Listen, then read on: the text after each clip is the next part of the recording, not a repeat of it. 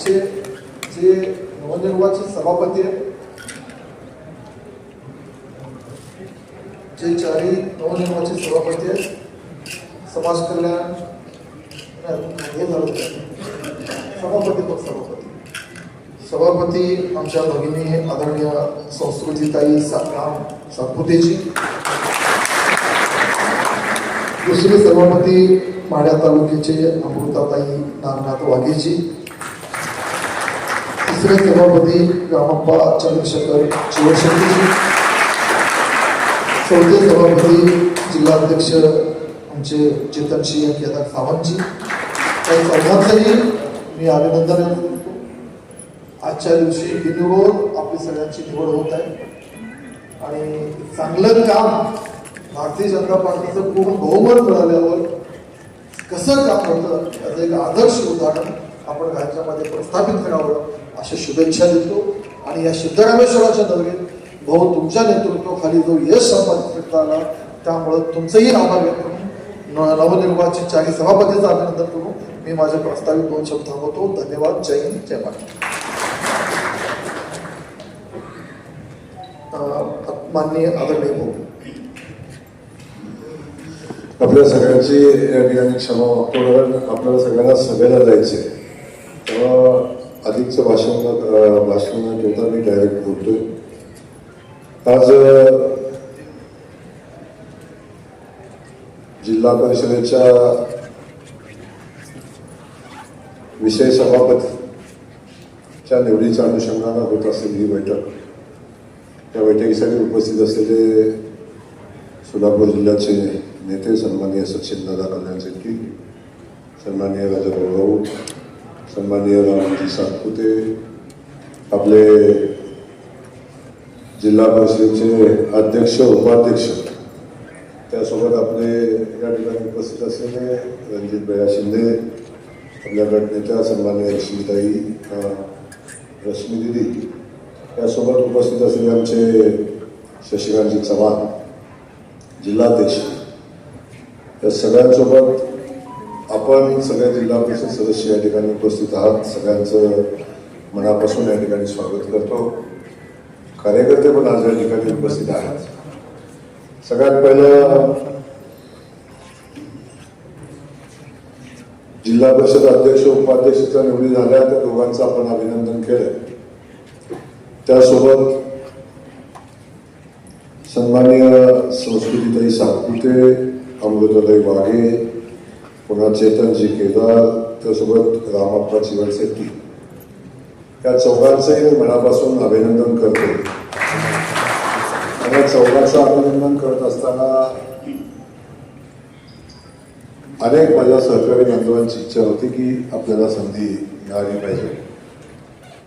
मी त्या सगळ्यांची क्षमा मागेन, कारण तुम्ही क्षमतेची आहात. असं नाही की हे 4 सभापती झाले म्हणून या चौघांचीच क्षमता होती किंवा हे 4 सभापती पदासाठी पात्र होते असं नाही. इथं बसलेला प्रत्येकजण क्षमतेचा आहे म्हणूनच जिल्हा परिषद सदस्य झाला आहे. पण तरी पण आपल्यापुढे पर्याय 4च होते की 4च सभापती पद आपल्याकडे आहेत आणि 2च ही पद 6च पदं आपण देऊ शकतो. संख्या खूप मोठी आहे. त्यामुळं मतदारसंघ म्हणून सुद्धा आपल्याला सगळ्यांना एक पद देता आलं नाही. पण ज्याला आता मिळालं नाही त्याला भविष्यात मिळणार आहे. त्यामुळं सगळ्यांना समन्वय ठेवून सगळ्यांना कशा पद्धतीनं मदत करता येईल, सगळ्यांना कशी संधी देता येईल याचा विचार भारतीय जनता पक्षाचा पदाधिकारी म्हणून, कार्यकर्ता म्हणून या ठिकाणी आम्ही सगळेजणच करतोय. पण आज या 4 सभापतींची सदस्यांची सभापतीमध्ये म्हणून निवड होते. त्यांचं खास करून आज मनापासून अभिनंदन करतो. पुन्हा एकदा आपल्या सगळ्यांचं मनापासून कौतुक करत असताना सोलापूर जिल्ह्याच्या जनतेनं, मतदारांना खूप मोठा विश्वास आपल्या सगळ्यांच्यावर टाकलेला. तेव्हा तो विश्वास सार्थ ठरवण्याची जबाबदारी जिल्हा परिषदेचे अध्यक्ष असतील, उपाध्यक्ष असतील, 4 सभापती असतील, आमच्या गटनेते असतील, या सगळ्यांच्या सोबत आपली सगळ्यांची आहे. तर जबाबदारी म्हणून हे काम करतील, पण त्याच्या पुढे जाऊन आपल्या सगळ्यांची जबाबदारी आहे. तर माझी आपल्या सगळ्यांना विनंती आहे, ज्यांना संधी मिळाली त्यांनी चांगलं काम करा. ज्याला मिळाले नाही त्याला भविष्यात मिळणार आहे, तेव्हा फार मनावर लावून घेऊ नका. शेवटी आपण सगळेजण सदस्य म्हणून निवडून आल्यावर खूप मर्यादित पदं आपल्याकडे असतात. त्यामुळं देताना थोडंसं अडचणी होतात. शेवटी सामाजिक समीकरण, मतदारसंघाचा विषय, बाकी सगळ्याच गोष्टी आपल्या दृष्टीने महत्त्वाच्या असतात. म्हणून आपण आपल्याला काही निर्णय घ्यायला लागले ते आपण घेतले. परंतु हे सगळं करत असताना आता खऱ्या अर्थानं तुमच्या कामाची सुरुवात होणार आहे. पुन्हा सातत्यानं पुन्हा बैठका घेणं, आता हे तुमच्या लेवलला तुमचे नेते मंडळी घेतील, मला प्रत्येक वेळी येणं शक्य होईल असं नाही. तर सचिन दादा, आपण आता या सगळ्या गोष्टी हाताळल्या पाहिजे, पाहिल्या पाहिजे. परंतु पुन्हा एकदा मी सांगतो, पदाधिकाऱ्यांना खास करून सांगतो की जनतेच्या खूप मोठ्या अपेक्षा तुमच्याकडून आहेत. भारतीय जनता पक्षाच्या प्रतिमेला आदर्श घालून दिलेले आहेत. प्रशासन कसं चालवावं, लोकांसाठी काम कसं करावं, ते स्वतः ते काम करतात, मग त्याचा आदर्श आपल्या सगळ्यांना समोर ठेवतात. त्या अनुषंगाने आपण सगळ्यांनी मिळून काम केलं पाहिजे. ही भूमिका आपण सगळ्यांनी मिळून काम करा. ज्याला पद नाही मिळालं त्याला माझं सांगणं आहे की भविष्यात आपल्याला मिळेल, परंतु पक्षाच्या आचारसंहितेच्या बाहेर जाऊन कोणी कुठलेही वक्तव्य करू नये, कुठली चर्चा करू नये, अशी या ठिकाणी माझी सगळ्यांना विनंती आहे. पुन्हा एकदा आदरणीय जगताप साहेब आले त्यांचं मनापासून या ठिकाणी स्वागत. पुन्हा एकदा आपल्या सगळ्या पदाधिकाऱ्यांना मनापासूनच्या शुभेच्छा. 4 तालुक्याला आता प्रतिनिधित्व आपण देऊ शकलो नाही. बार्शीला दिलं, माढ्याला दिलं, माळशिरसला दिलं, साबोळेला दिलं आणि उत्तर दक्षिण झालं करतात. आता मोहर वगैरे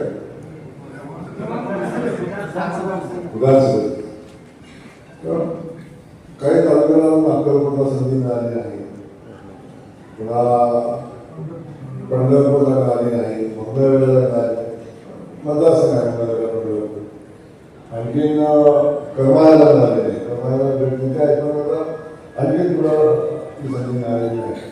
अशा सगळ्यांना भविष्यामध्ये आपण संधी देऊन त्या भागाचा विकास मागायला याची भूमिका आपण घेऊ. हे पुन्हा एकदा सांगतो की सगळ्यांना संधी देता आली नाही, परंतु राज्याचा ग्रामविकास खात्याचा मंत्री म्हणून मी स्वतः काम करतो, जिल्ह्याचा पालकमंत्री म्हणून काम करतो.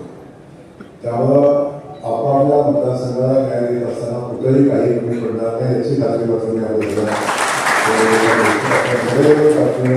काम करू. आज सोलापूरच्या विषय समितीची निवड आज झाली, अध्यक्षाची निवड झाली, सातारच्या अध्यक्षाची निवड झाली. सातारची आता 4 तारखेला विषय समितीची निवड होईल. खूप चर्चा आमच्या सातारच्या झाल्या, परंतु सातारचा तिथला घेण्याचा फार विषय नाही. तुम्ही पूर्ण होमवर्क दिला, आम्ही थोडं होमवर्काला कमी पडलं. काही माझ्याकडे फोटो पण लावले माझे.